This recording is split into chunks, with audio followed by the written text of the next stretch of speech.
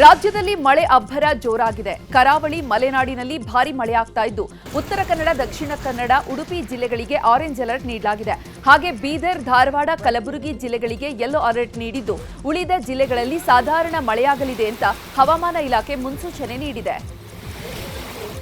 ಚಿಕ್ಕಮಗಳೂರು ಜಿಲ್ಲೆಯ ಪಶ್ಚಿಮ ಘಟ್ಟಗಳ ಸಾಲಿನಲ್ಲಿ ಬಿರುಗಾಳಿ ಸಹಿತ ಭಾರಿ ಮಳೆಯಾಗ್ತಾ ಇದೆ.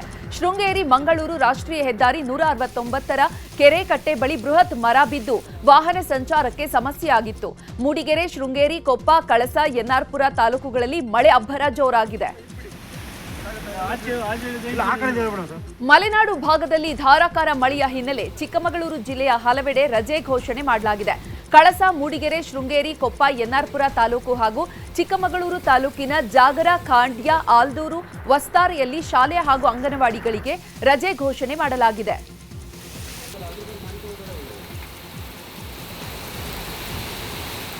ಉತ್ತರ ಕನ್ನಡ ಜಿಲ್ಲೆಯಲ್ಲಿ ಭಾರಿ ಮಳೆಯಾಗ್ತಾ ಇದೆ. ಹೀಗಾಗಿ ಜಿಲ್ಲೆಯ ದಾಂಡೇಲಿ ಮತ್ತು ಜೋಯಿಡಾ ತಾಲೂಕಿನ ಶಾಲೆಗಳಿಗೆ ರಜೆ ಘೋಷಣೆ ಮಾಡಲಾಗಿದೆ. ಮುಂದಿನ 4 ದಿನ ಭಾರಿ ಮಳೆಯಾಗುವ ಸಾಧ್ಯತೆ ಇದೆ.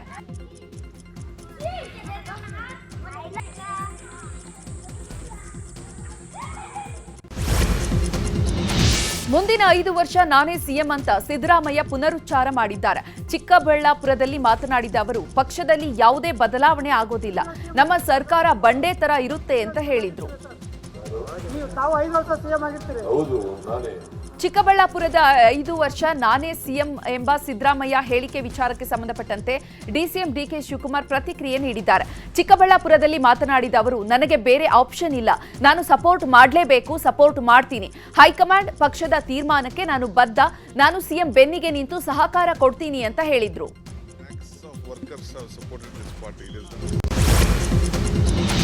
ಮುಂದಿನ 5 ವರ್ಷ ನಾನೇ ಸಿಎಂ ಅಂತ ಸಿಎಂ ಸಿದ್ದರಾಮಯ್ಯ ಹೇಳಿದ್ದಾರೆ. ಹೀಗಾಗಿ ಆತ್ಮೀಯ ಶಾಸಕರ ಹೇಳಿಕೆಗೆ ಡಿಕೆ ಶಿವಕುಮಾರ್ ಮುಳುವಾಯ್ತಾ ಅನ್ನುವಂತಹ ಅನುಮಾನ ಮೂಡ್ತಾ ಇದೆ. ಸಿಎಂ ಬದಲಾವಣೆಗೆ ಬಹಿರಂಗವಾಗಿ ಡಿಕೆಶಿ ಆಪ್ತರು ಬೇಡಿಕೆಯನ್ನ ಇಟ್ಟಿದ್ರು. ಪದೇ ಪದೇ ಸಿಎಂ ಬದಲಾವಣೆ ಹೇಳಿಕೆಯಿಂದಾಗಿ ಸಿದ್ದರಾಮಯ್ಯ ಮುಜುಗರಕ್ಕೆ ಒಳಗಾಗಿದ್ರು. ಜೊತೆಗೆ ವಿಪಕ್ಷಗಳಿಗೂ ಕೂಡ ಆಹಾರವಾಗಿತ್ತು. ಆದ್ರೀಗ ನಾಯಕತ್ವ ಬದಲಾವಣೆಗೂ ತೆರೆ ಎಳೆದಂತಹ ಡಿಕೆಶಿಯಿಂದಲೇ ಬೆಂಬಲ ಪಡೆಯುವಂತೆ ಸಿಎಂ ಸದ್ಯಕ್ಕೆ ಯಶಸ್ವಿಯಾಗಿದ್ದಾರೆ. ಸಿಎಂ ಬದಲಾವಣೆ ವಿಚಾರವಾಗಿ ಸಾಕಷ್ಟು ತಿರುವುಗಳನ್ನು ಪಡೆದುಕೊಳ್ತಾ ಇದೆ. ದಿನಕ್ಕೊಂದು ಹೇಳಿಕೆಗಳು ಹೊರಬೀಳ್ತಾ ಇದೆ. ಇದರ ಬೆನ್ನಲ್ಲೇ ಸಿದ್ದರಾಮಯ್ಯ ಮುಂದೆ 5 ವರ್ಷ ನಾನೇ ಸಿಎಂ ಅಂದಿದ್ದಾರೆ. ಹಾಗಾದ್ರೆ ಡಿಕೆಶಿ ಸೋತು ಗೆಲ್ಲಲು ಮುಂದಾದ್ರ ಅನ್ನುವಂತಹ ಪ್ರಶ್ನೆ ಮೂಡಿದೆ. ನನಗೆ ಬೇರೆ ಆಯ್ಕೆ ಇಲ್ಲ, ಸಿಎಂ ಬೆನ್ನಿಗೆ ನಿಲ್ತೇನೆ ಎಂಬ ಮಾತಿನ ಮರ್ಮ ಏನು ಅನ್ನೋದು ಗೊತ್ತಾಗಿಲ್ಲ. ಪವರ್ ಶೇರಿಂಗ್ ಹೊತ್ತಲ್ಲಿ ಗೊಂದಲ ಎದುರಾಗದಂತೆ ಜಾಣ ನಡೆ ಇಟ್ಟಿದ್ದಾರೆ ಡಿಕೆ ಶಿವಕುಮಾರ್. ಶಾಸಕ ಇಕ್ಬಾಲ್ ಹುಸೇನ್ ನೋಟಿಸ್ಗೆ ಜಾರಿ ವಿಚಾರವಾಗಿ ಡಿಸಿಎಂ ಡಿಕೆ ಶಿವಕುಮಾರ್ ಪ್ರತಿಕ್ರಿಯೆಯನ್ನು ನೀಡಿದ್ದಾರೆ. ಬೆಂಗಳೂರಿನಲ್ಲಿ ಮಾತನಾಡಿದ ಅವರು, ಪಕ್ಷದಲ್ಲಿ ಶಿಸ್ತು ಮುಖ್ಯ, ಪಕ್ಷದ ಶಿಸ್ತು ಯಾರೇ ಉಲ್ಲಂಘನೆ ಮಾಡಿದ್ರೂ ಕೂಡ ಕ್ರಮ ಕೈಗೊಳ್ತೇವೆ. ಇಕ್ಬಾಲ್ ಹುಸೇನ್ಗೂ ನೋಟಿಸ್ ಕೊಡ್ತೀವಿ, ಬೇರೆಯವರಿಗೂ ನೋಟಿಸ್ ಕೊಡಬೇಕಾಗುತ್ತದೆ. ನಾನು ಯಾರಿಗೂ ಕೂಡ ನನ್ನ ಹೆಸರನ್ನ ಹೇಳಿ ಸಿಎಂ ಮಾಡಿ ಅಂತ ಹೇಳುವಂತ ಅವಶ್ಯಕತೆ ಇಲ್ಲ ಅಂತ ಅಂದ್ರು. ನನ್ನ ಹೇಳಿಕೆಗೆ ಈಗಲೂ ಬದ್ಧ ಇದ್ದೇನೆ ಅಂತ ಶಾಸಕ ಇಕ್ಬಾಲ್ ಹುಸೇನ್ ಹೇಳಿದ್ದಾರೆ. ನೋಟಿಸ್ ವಿಚಾರವಾಗಿ ಬೆಂಗಳೂರು ದಕ್ಷಿಣ ಜಿಲ್ಲೆಯಲ್ಲಿ ಮಾತನಾಡಿದ ಅವರು, ಪಕ್ಷದ ಅಧ್ಯಕ್ಷರು ಶಿಸ್ತು ಕ್ರಮವನ್ನು ತೆಗೆದುಕೊಳ್ಳುವ ಅಧಿಕಾರ ಇದೆ. ನನ್ನಲ್ಲಿ ಏನಿತ್ತು ಅದನ್ನ ಮನವರಿಕೆ ಮಾಡಿಕೊಟ್ಟಿದ್ದೇನೆ. ಸುರ್ಜೇವಾಲಾ ಮುಂದೆ ಸಹ ಇದನ್ನೇ ಹೇಳಿದ್ದೇನೆ. ನೋಟಿಸ್ಗೆ ಉತ್ತರ ಕೊಡ್ತೇನೆ ಅಂದ್ರು. ಕಾಂಗ್ರೆಸ್ನಲ್ಲಿ ಅಸಮಾಧಾನ ಜೋರಾಗಿದೆ. ಹೀಗಾಗಿ ಸಚಿವರುಗಳಿಗೆ ಸುರ್ಜೇವಾಲಾ ಡ್ರಿಲ್ ಮಾಡಲು ಸಜ್ಜಾಗಿದ್ದಾರೆ. ಶಾಸಕರಿಂದ ಸಚಿವರ ನಡೆ, ನುಡಿ, ಕಾರ್ಯವೈಖರಿ ಬಗ್ಗೆ ಸುರ್ಜೇವಾಲಾಗೆ ದೂರುಗಳ ಸುರಿಮಳೆ ಹೋಗಿದೆ. ಶಾಸಕರ ದೂರುಗಳನ್ನು ಕೇಳಿ ಸಚಿವರ ಮೇಲೆ ಗರಂ ಆಗಿದ್ದು, ಹೀಗೆ ಬಿಟ್ರೆ ಶಾಸಕರು ಬೀದಿಗೆ ಬಂದು ಸಚಿವರ ಬಂಡವಾಳವನ್ನ ಬಿಚ್ಚುವ ಸಾಧ್ಯತೆ ಇದೆ. ಇದೇ ಕಾರಣಕ್ಕೆ ಸಚಿವರಿಗೆ ಡ್ರಿಲ್ ಮಾಡಲು ಪ್ಲಾನ್ ಮಾಡಿದ್ದಾರೆ. ರಾಜ್ಯ ಕಾಂಗ್ರೆಸ್ನಲ್ಲಿ ಸಿಎಂ ಸ್ಥಾನಕ್ಕಾಗಿ ಫೈಟ್ ನಡೆಯೋ ಹೊತ್ತಲ್ಲೇ ರಾಜ್ಯ ಬಿಜೆಪಿ ನಾಯಕರಿಗೆ ಬಿಜೆಪಿ ಹೈಕಮಾಂಡ್ ಸಂದೇಶ ರವಾನಿಸಿದೆ. ಸಿಎಂ ಹಾಗೂ ಡಿಸಿಎಂ ನಡುವಿನ ಜಗಳ ಬಿಜೆಪಿಗೆ ಲಾಭವಾಗುವ ರೀತಿಯಲ್ಲಿ ಕಾರ್ಯತಂತ್ರ ಮಾಡಿ ಅಂತ ಸೂಚನೆ ನೀಡಿದ್ದಾರೆ. ಇನ್ನು ಕೈ ಶಾಸಕರ ಸಂಪರ್ಕದ ಮೂಲಕ ಅಧಿಕಾರದ ಆಸೆ ಬೇಡ, ಬರುವ 2 ವರ್ಷಗಳ ಕಾಲ ವಿರೋಧ ಪಕ್ಷದಲ್ಲೇ ಇರಿ. ಕಾಂಗ್ರೆಸ್ನಲ್ಲಿನ ನಾಯಕರ ಕಚ್ಚಾಟದಿಂದ ಮಧ್ಯಂತರ ಚುನಾವಣೆ ಬಂದರೂ ಅಚ್ಚರಿಯಿಲ್ಲ. ಬಹುಮತದೊಂದಿಗೆ ಪಕ್ಷ ಅಧಿಕಾರಕ್ಕೆ ತರುವಂತಹ ಕೆಲಸವನ್ನ ಮಾಡಿ. ಆರ್ ಅಶೋಕ್ಗೆ ಈ ರೀತಿಯಾಗಿ ಜೆಪಿ ನಡ್ಡಾ ಸೂಚನೆಯನ್ನು ನೀಡಿದ್ದಾರಂತೆ. ಬೆಂಗಳೂರು ಗ್ರಾಮಾಂತರ ಜಿಲ್ಲೆಯನ್ನ ಬೆಂಗಳೂರು ಉತ್ತರ ಜಿಲ್ಲೆ ಅಂತ ಹೆಸರು ಬದಲಾವಣೆ ಇದೀಗ ರಾಜ್ಯ ಸಚಿವ ಸಂಪುಟ ಸಭೆ ಅನುಮೋದನೆಯನ್ನು ನೀಡಿದೆ.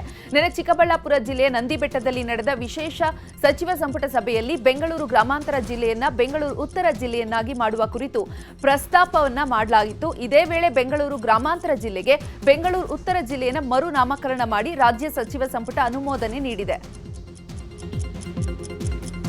ಇನ್ನು ಇದೇ ರೀತಿಯಾಗಿ ಚಿಕ್ಕಬಳ್ಳಾಪುರ ಜಿಲ್ಲೆಯ ಬಾಗೇಪಲ್ಲಿ ಪಟ್ಟಣದ ಹೆಸರನ್ನ ಭಾಗ್ಯನಗರ ಅಂತ ಮರುನಾಮಕರಣ ಮಾಡಲು ತೀರ್ಮಾನ ಮಾಡಲಾಗಿದೆ. ವಾಲ್ಮೀಕಿ ಅಭಿವೃದ್ಧಿ ನಿಗಮದ ಅವ್ಯವಹಾರ ಪ್ರಕರಣಕ್ಕೆ ಸಂಬಂಧಪಟ್ಟಂತೆ ಹಗರಣದ ಸಮಗ್ರ ತನಿಖೆಯನ್ನು ನಡೆಸಲು ಸಿಬಿಐಗೆ ಹೈಕೋರ್ಟ್ ಆದೇಶಿಸಿತ್ತು. ಇದೀಗ ಡಿಜಿಟಲ್ ಎವಿಡೆನ್ಸ್ ಒದಗಿಸಲು ಸಿಐಡಿ ಮತ್ತು ಇಡಿಗೆ ಹೈಕೋರ್ಟ್ ಸೂಚನೆಯನ್ನು ನೀಡಿದೆ.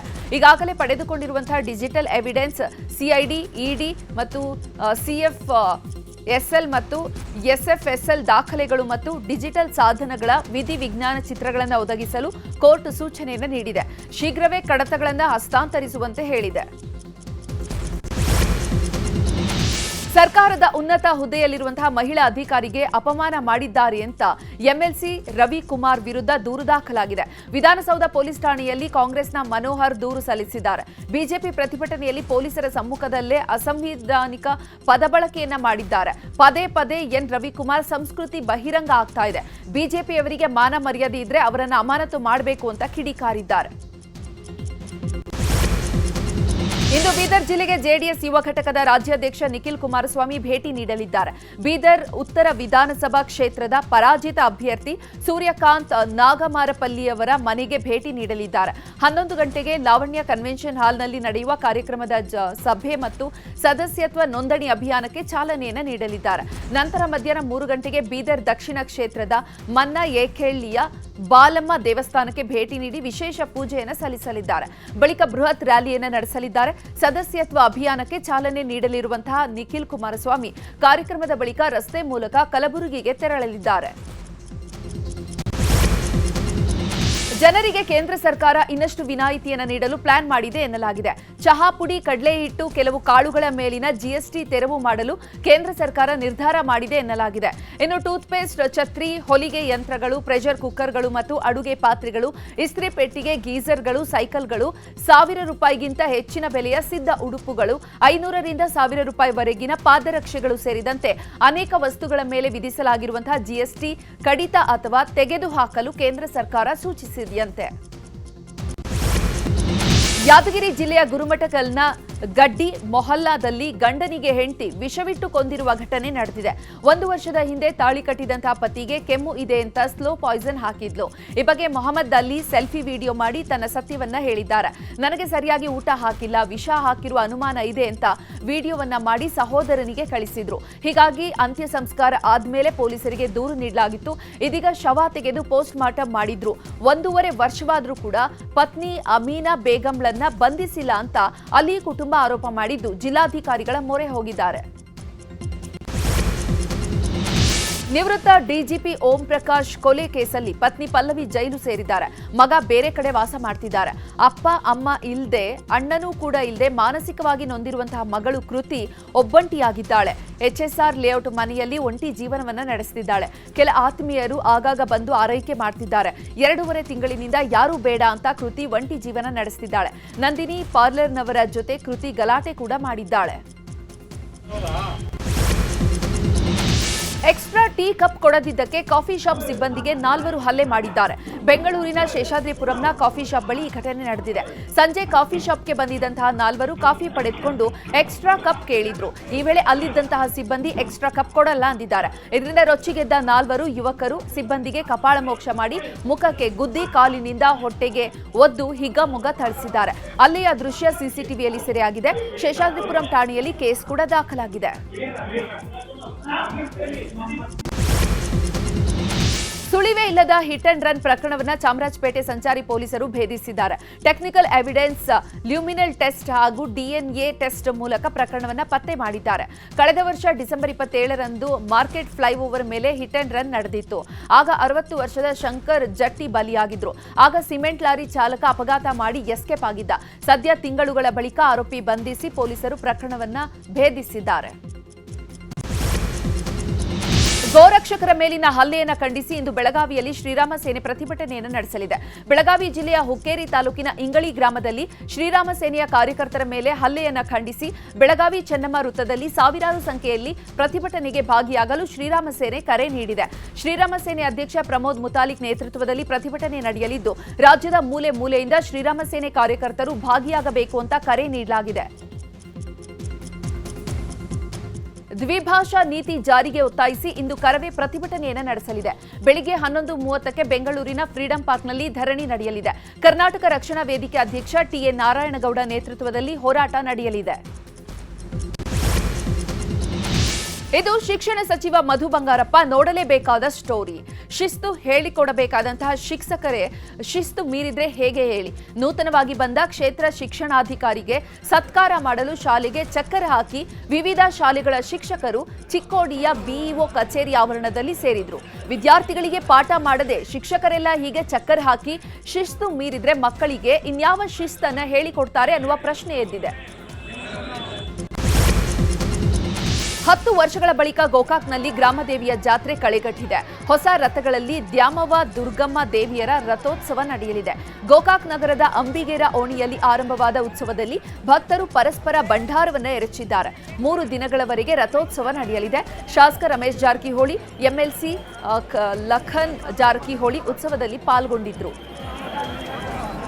ಇನ್ನು ಆಷಾಢ ಏಕಾದಶಿ ನಿಮಿತ್ತ ವಿಠ್ಠಲ ರುಕ್ಮಿಣಿ ದರ್ಶನವನ್ನು ಪಡೆಯಲು ಪಂಢರಪುರಕ್ಕೆ ಭಕ್ತರು ದಾಂಗುಡಿ ಇಡ್ತಿದ್ದಾರೆ.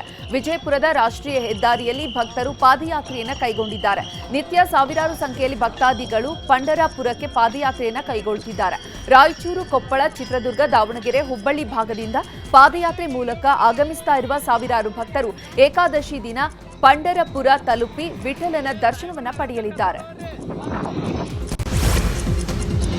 ಉಡುಪಿಯಲ್ಲಿ ಈ ಬಾರಿ ಅಷ್ಟಮಿಯ ಪ್ರಯುಕ್ತ ನಡೆಯಲಿರುವಂತಹ ಮಂಡಲ ಉತ್ಸವಕ್ಕೆ ಸಿಎಂ ಸಿದ್ದರಾಮಯ್ಯಗೆ ಪುತ್ತಿಗೆ ಶ್ರೀಗಳು ಆಹ್ವಾನವನ್ನು ನೀಡಿದ್ದಾರೆ. 2 ದಿನಗಳ ಹಿಂದೆ ತಮ್ಮನ್ನ ಭೇಟಿಯಾಗಲು ಬಂದ ಕೆಪಿಸಿಸಿ ಸೌಹಾರ್ದ ನಿಯೋಗದ ಜೊತೆ ಮಾತನಾಡಿದ ಶ್ರೀ ಸುಗುಣೇಂದ್ರ ತೀರ್ಥರು ಸಿದ್ದರಾಮಯ್ಯರವರು ಉಡುಪಿ ಕೃಷ್ಣ ಮಠಕ್ಕೆ ಭೇಟಿ ಕೊಟ್ಟರೆ ಸಮಾಜಕ್ಕೆ ಉತ್ತಮ ಸಂದೇಶ ರವಾನೆ ಆಗಲಿದೆ ಎಂದಿದ್ದಾರೆ. ಆಗಸ್ಟ್ 1ರಿಂದ ಆರಂಭವಾಗಲಿರುವಂತಹ ಮಂಡಲೋತ್ಸವಕ್ಕೆ ಮಠದ ವತಿಯಿಂದ ಸಿಎಂ ಸಿದ್ದರಾಮಯ್ಯಗೆ ಬೆಂಗಳೂರಿಗೆ ತೆರಳಿ ಆಹ್ವಾನವನ್ನು ನೀಡಲಾಗಿದೆ. ಇದೀಗ ಸ್ವತಃ ಪುತ್ತಿಗೆ ಶ್ರೀಗಳೇ ಸಿಎಂ ಸಿದ್ದರಾಮಯ್ಯ ಕೃಷ್ಣ ಮಠಕ್ಕೆ ಭೇಟಿ ನೀಡಬೇಕು ಅಂತ ಹೇಳಿರುವುದು ಗಮನ ಸೆಳೆದಿದೆ. ನಾಡಿನಲ್ಲಿ ಈಗ ಮೊಹರಂ ಹಬ್ಬ ಆಚರಣೆ ಆರಂಭವಾಗಿದೆ. ಇನ್ನು ಅಲಾಯಿ ದೇವರ ಪ್ರತಿಷ್ಠಾನೆಯ ನಂತರ ಹೆಜ್ಜೆ ಕುಣಿತ ಆರಂಭವಾಗಲಿದೆ. ಕೊಪ್ಪಳ ಜಿಲ್ಲೆಯ ಗ್ರಾಮೀಣ ಭಾಗದಲ್ಲಿ ಯುವಕರು ಅಲಾಯಿ ಕುಣಿತವನ್ನ ಹಾಕಿ ಸಂಭ್ರಮಿಸಿದ್ದಾರೆ. ಭಾನುವಾರ ಮೊಹರಂ ಕಡೆಯ ದಿನವಾಗಿದ್ದು ಅಂದಿನವರೆಗೂ ಕೂಡ ಅಲಾಯಿ ಕುಣಿತ ಇರುತ್ತೆ. ಪ್ರಧಾನಿ ನರೇಂದ್ರ ಮೋದಿ 8 ದಿನಗಳ ಕಾಲ 5 ರಾಷ್ಟ್ರಗಳ ಪ್ರವಾಸವನ್ನು ಕೈಗೊಂಡಿದ್ದಾರೆ. ಘಾನಾ, ಟ್ರಿನಿಡಾಡ್ ಮತ್ತು ಟೊಬಾಗೊ, ಅರ್ಜೆಂಟೀನಾ, ಬ್ರೆಜಿಲ್, ನಮಿಬಿಯಾ ದೇಶಗಳಿಗೆ ಭೇಟಿ ನೀಡಲಿದ್ದು ಘಾನಾ ದೇಶವನ್ನು ತಲುಪಿದ ಪ್ರಧಾನಿಗೆ ಅದ್ದೂರಿ ಸ್ವಾಗತ ಸಿಕ್ಕಿದೆ. ಜುಲೈ 5ರಿಂದ 8ರವರೆಗೂ ಬ್ರೆಜಿಲ್ನಲ್ಲಿ 17ನೇ ಬ್ರಿಕ್ಸ್ ಶೃಂಗಸಭೆಯಲ್ಲಿ ಮೋದಿ ಭಾಗಿಯಾಗಲಿದ್ದಾರೆ. ಹೂಡಿಕೆ, ಇಂಧನ, ಆರೋಗ್ಯ, ಭದ್ರತೆ ಕುರಿತು ದ್ವಿಪಕ್ಷೀಯ ವ್ಯಾಪಾರ ಒಪ್ಪಂದಗಳಿಗೆ ಮೋದಿ ಸರ್ಕಾರ ಒತ್ತು ನೀಡಲಿದೆ. ಅಮೆರಿಕ ಅಧ್ಯಕ್ಷ ಡೊನಾಲ್ಡ್ ಟ್ರಂಪ್ ಮಧ್ಯಸ್ಥಿಕೆಯಲ್ಲಿ ಗಾಜಾ ವಿರುದ್ಧದ ಕದನ ವಿರಾಮಕ್ಕೆ ಇಸ್ರೇಲ್ ಒಪ್ಪಿಕೊಂಡಿದೆ. ಆದರೆ ಈ ಕದನ ವಿರಾಮ ಕೇವಲ 60 ದಿನ ಮಾತ್ರ. ಈ ಬಗ್ಗೆ ಮಾಹಿತಿಯನ್ನ ನೀಡಿರುವಂತಹ ಅಮೆರಿಕ ಅಧ್ಯಕ್ಷ ಟ್ರಂಪ್ ಇಸ್ರೇಲ್ನ ಷರತ್ತುಬದ್ಧ ಕದನ ವಿರಾಮವನ್ನ ನೀವು ಒಪ್ಪಿಕೊಳ್ಳಿ ಅಂತ ಹಮಾಸ್ಗೆ ಸೂಚಿಸಿದೆ. ತಿರಸ್ಕರಿಸಿದ್ರೆ ಪರಿಸ್ಥಿತಿ ಮತ್ತಷ್ಟು ಹದಗೆಡುತ್ತದೆ ಅಂತ ಎಚ್ಚರಿಕೆ ಕೊಟ್ಟಿದ್ದಾರೆ.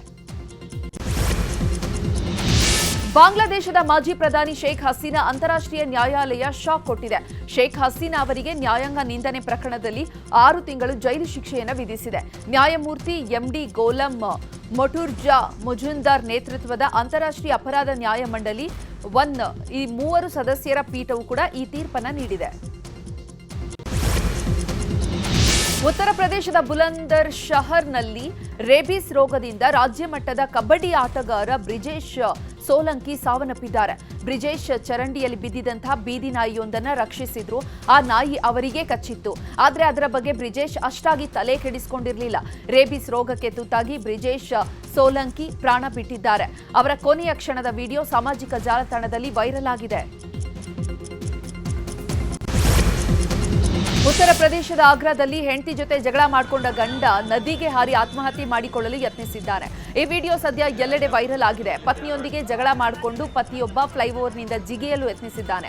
ತವರು ಮನೆಯಲ್ಲಿದ್ದ ಪತ್ನಿಯನ್ನ ಮನೆಗೆ ಕರೆದುಕೊಂಡು ಹೋಗಲು ಪತಿ ಬಂದಿದ್ದ.